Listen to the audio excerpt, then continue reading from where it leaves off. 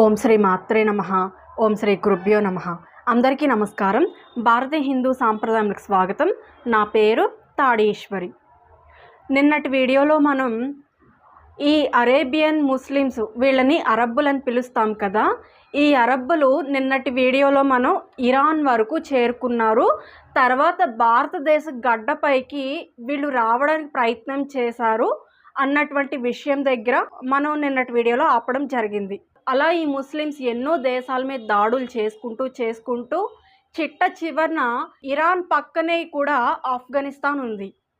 మన భారతదేశం ఇప్పుడంటే ఇలా ఉంది కానివ్వండి, ఒకప్పుడు మన భారతదేశం అంటే అఖండ భారతదేశం.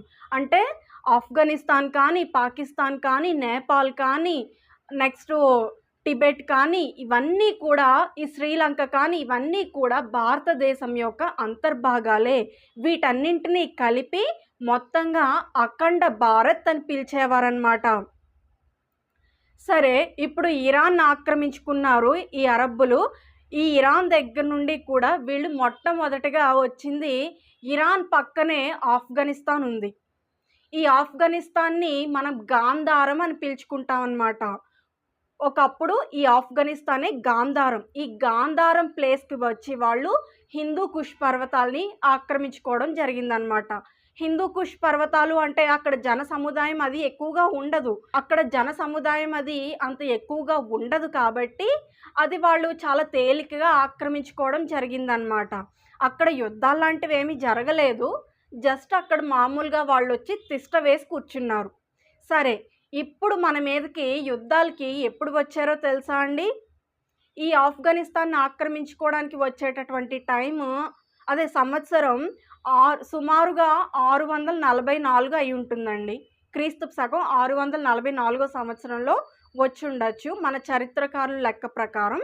సరే, ఇక అక్కడి నుంచి కూడా ఈ మొట్టమొదటి దాడి మహారాష్ట్రలో ఉన్నటువంటి ఠానే ప్రదేశంలో జరిగిందనమాట.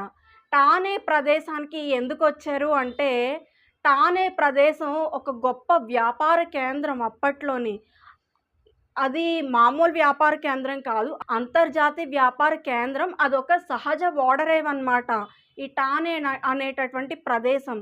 కాబట్టి అంతర్జాతీయ వ్యాపార కేంద్రం కాబట్టి ఆ ఠానే ప్రదేశంలో ఎక్కువ డబ్బు ఉండడం కానీ, బంగారం నిధులు అవి ఎక్కువగా ఉండడం కానీ అక్కడ జరుగుతూ ఉంది.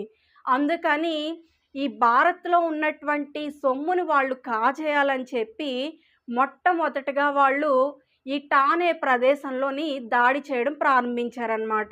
ఈ ఠానే ప్రదేశంలో ఉన్నటువంటి రాజు చాళుక్య విజయాదిత్యుడు అన్నమాట. అయితే ఈ రాజు ఈ ఠానే ప్రదేశాన్నే కాదు, సౌరాష్ట్ర అంటే గుజరాత్లో ఉన్నటువంటి బ్రోచ్ అనేటటువంటి ఇంకొక నగరాన్ని కూడా ఇతనే పరిపాలిస్తున్నాడు. దానికి కూడా ఇతనే రాజు అన్నమాట.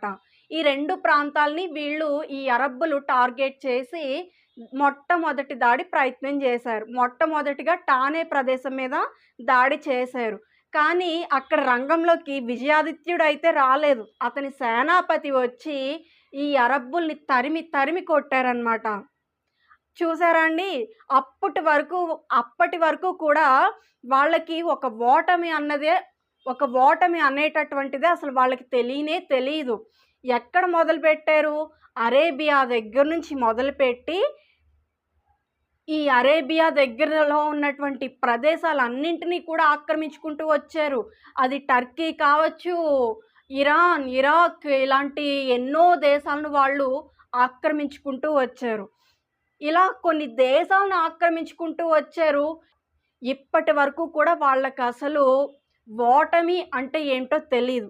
కానీ మొట్టమొదటిసారిగా చాళుక్య విజయాదిత్యుడు దగ్గర వీళ్ళు ఓటమిని చవి చూశారు. అంటే మన రాజులు ఎంత గొప్ప వీరులు ఉండేవారు.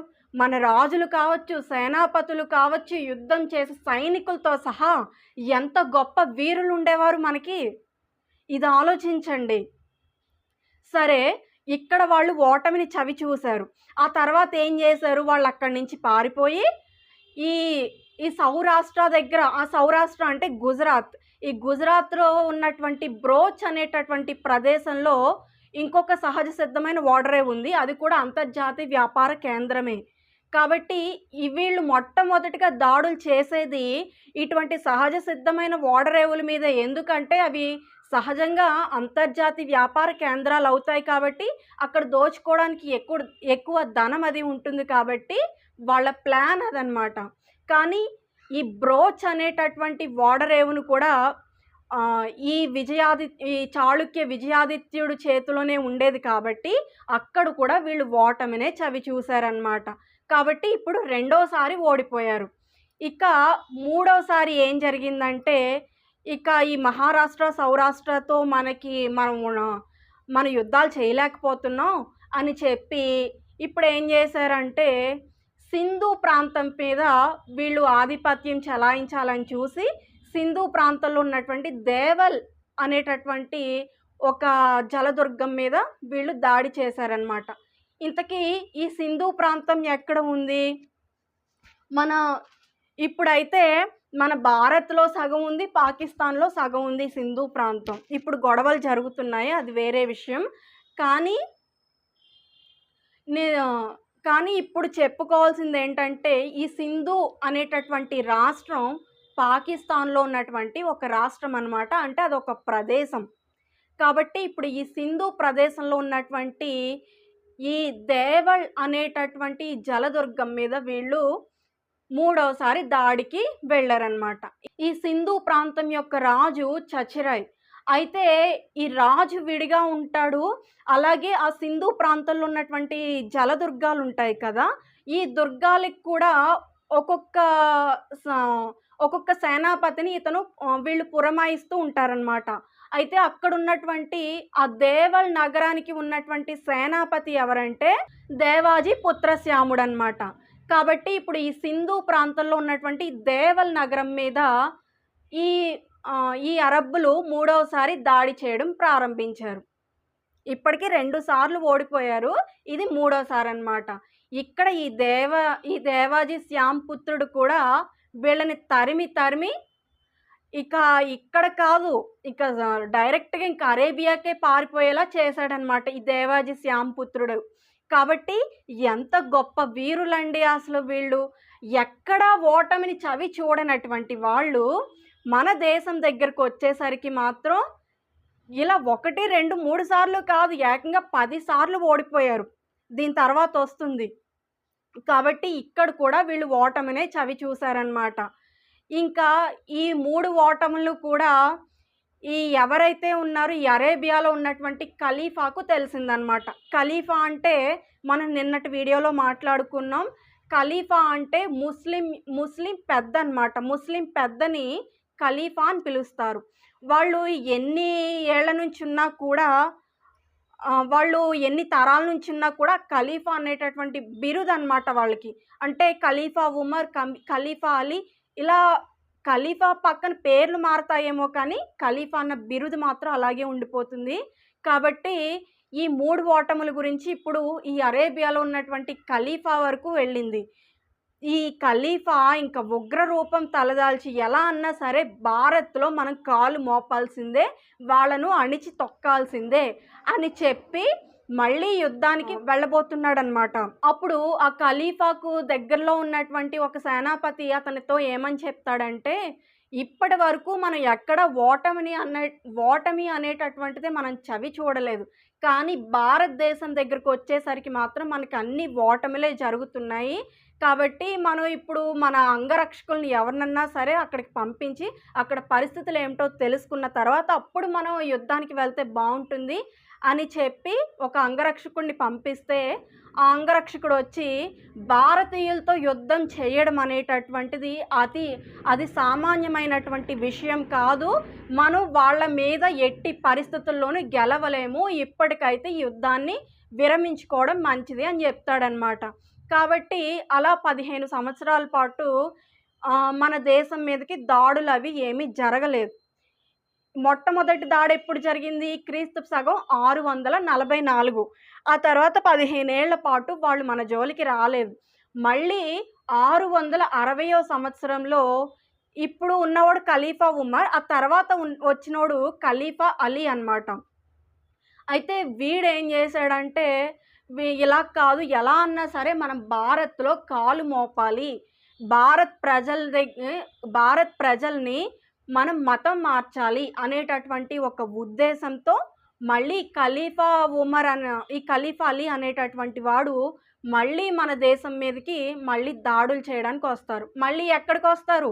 మళ్ళీ అదే ఎక్కడైతే ఓడిపోయాడో మళ్ళీ దేవలదుర్గం మీదకే మరలా యుద్ధానికి వస్తాడనమాట. ఒకసారి ఈ శ్యాంపుత్రుడు ఒకసారి ఓటమిని చవి చూపించాడు. ఈసారి శ్యాంపుత్రుడు కాదు.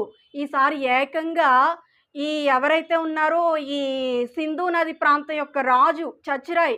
ఈ చచురాయే ఇప్పుడు ఏకంగా యుద్ధంలోకి దిగి మళ్ళీ వాళ్ళని అణిచివేశాడనమాట.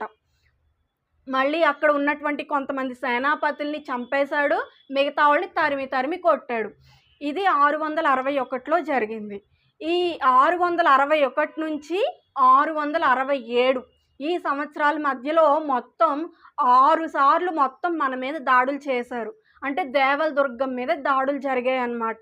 ఈ 6 సార్లు కూడా ఓడిపోయి ఉన్నారు ఈ అరబ్బులు.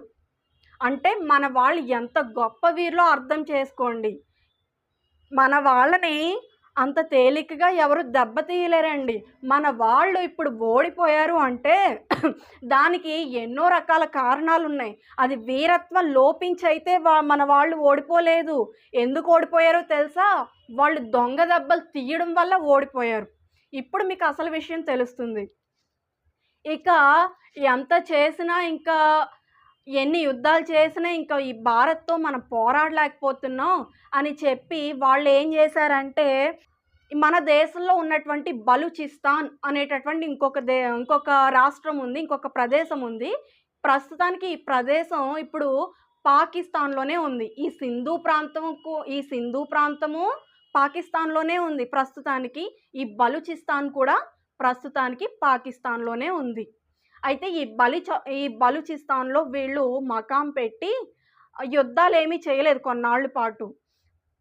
యుద్ధాలు చేయకుండా అక్కడ ఉన్నటువంటి కొంతమంది గిరిజన ప్రజలుంటారు. గిరిజన ప్రజలు ఇప్పుడంటే ఈ టెక్నాలజీ అది పెరిగింది. ఈ వాళ్ళకి ఇప్పుడంటే చదువుంది, సంధి ఉంది.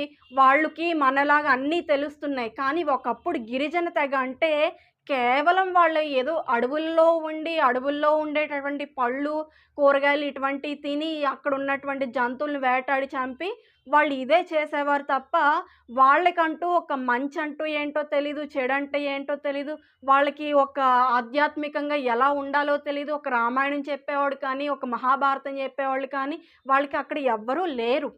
అలా లేకపోవడం వల్ల వాళ్ళకి మంచి చెడులకి పాపం తేడా చెప్పేవాళ్ళు ఎవరన్నా ఉండాలి. అంతే కదండీ! ఇది మంచి, ఇది చెడు అని చెప్తే ఎవ్వరూ కూడా దారి తప్పిపోకుండా ఉంటారు. అంటే దారి తప్పిపోకుండా ఉండడము అంటే ఎంతో కొంత మనలోకి వచ్చుండేవారు కదా! మంచి చెడుకు తేడా తెలిసిందంటేని. మంచి చెడుకు తేడా తెలిసి కూడా అలా ప్రవర్తించాడు అంటే వాడసలు మనిషే కాదు. అది వేరే విషయం. అది పక్కన పెట్టండి. కానీ అసలు మంచికి, చెడుకి అసలు తేడా తెలీదు. అసలు వాళ్ళకి అసలు ఏమీ తెలీదు. వాళ్ళొక అమాయకమైన జనం అని తెలిసినప్పుడు వాళ్ళు లొంగిపోవడానికి చాలా ఈజీగా ఉంటుందండి. అంతే కదండీ! ఇప్పుడు ఈ అరబ్బులు ఏం చేశారంటే మెల్లగా ఈ గిరిజన ప్రజలకి వాళ్ళకి నచ్చినటువంటి ఏవో వాళ్ళ దగ్గరున్నటువంటి కొన్ని వస్తువుల్ని ఇవ్వడం, మెల్లగా ఇలా మచ్చిక చేసుకున్నారనమాట. వాళ్ళకి తెలియనటువంటివేవో వస్తువులివ్వడం, బట్టలివ్వడం ఇటువంటివన్నీ చేసి మెల్లగా వాళ్ళని మచ్చిక చేసుకొని మెల్లగా గిరిజన తెగను ముస్లిం మతంలోకి మార్చారు. ఇస్లాములుగా తయారు చేశారనమాట. మొట్టమొదటి విషబీజం మన దగ్గర ఉన్నటువంటి ప్రస్తుతానికి పాకిస్తాన్‌లో ఉన్నటువంటి బలూచిస్తాన్ మీద పడింది. కాబట్టి ఇప్పటికీ కూడా అందుకే కదండీ వాళ్ళకి, మనకి అసలు పడదు. ఎందుకంటే మంచి, చెడు చెప్పేవాళ్ళు ఖచ్చితంగా ఎవరో ఒకరు ఉండాలి. కానీ అప్పట్లో మరి వాళ్ళు అడవుల్లో ఉండేటటువంటి కారణంగానో, లేకపోతే వాళ్ళు జనాల్లోకి రాకుండా అలా ఉండడం వల్ల కారణం వల్లోనో మొత్తానికి ఈ అరబ్బులు వాళ్ళని మచ్చిక చేసుకొని ఇస్లాంలోకి మెల్లగా చేర్చేశారు. కాబట్టి ఇప్పుడు ఈ అరబ్బులు ఈ గిరిజనుల తెగ వీళ్ళకి చాలా ఈజీగా వచ్చేసారు కాబట్టి వీళ్ళ దగ్గరికి ఇప్పుడు బలూచిస్తాన్ మీదకి యుద్ధం చేయడానికని వెళ్ళారు. వెళ్ళి ఈ యుద్ధంలో కూడా ఈ యుద్ధం చేయడానికి వెళ్ళారు కానీ, ఈ యుద్ధంలో కూడా వాళ్ళకి ఈ గిరిజనుల తెగ సహకరించిందనమాట. ఈ గిరిజనుల తెగ సహకరించడంతోటి మొత్తానికి బలూచిస్తాన్ అరబ్బుల స్థానంలోకి వెళ్ళిపోయిందనమాట. కాబట్టి మొట్టమొదటి ఓటమి అని చెప్పలేం కానీ దీన్ని. కానీ మొట్టమొదటిసారిగా బలూచిస్తాన్ మీదుగా వీళ్ళు ఆధిపత్యాన్నయితే పొందడం జరిగిందనమాట. కాబట్టి ఇప్పటికీ కూడా మనకి, పాకిస్తాన్‌కి అందుకే ఇన్ని గొడవలు జరుగుతున్నాయి. ఎందుకంటే మంచి చెప్పేవాళ్ళు కానీ, మంచి చెడు చెప్పేవాళ్ళు అక్కడ ఎవరు లేరు. లేనందువలన ఆ గిరిజన తెగే ఆ వారసత్వంలో వచ్చినటువంటి వాళ్ళే కాబట్టి, ఇంత ఉగ్రవాదం జరగడానికి ప్రధానమైనటువంటి కారణం మొట్టమొదటిగా పాకిస్తాన్‌లో ఉన్నటువంటి బలూచిస్తాన్‌ని ఈ అరబ్బులు ఆక్రమించుకోవడం కారణంగా అక్కడ విషబీజం పడి ఈనాటికి మనకి, పాకిస్తాన్‌కి అసలు పడడం లేదు. దీనికి ప్రధానమైనటువంటి కారణం ఇదన్నమాట. దీని కంటిన్యూషన్ మరలా నేను రేపటి వీడియోలో చెప్తానండి. ఈ వీడియో నేను ఇంతటితో ముగిస్తున్నాను. సర్వేజన సుఖినో భవంతు.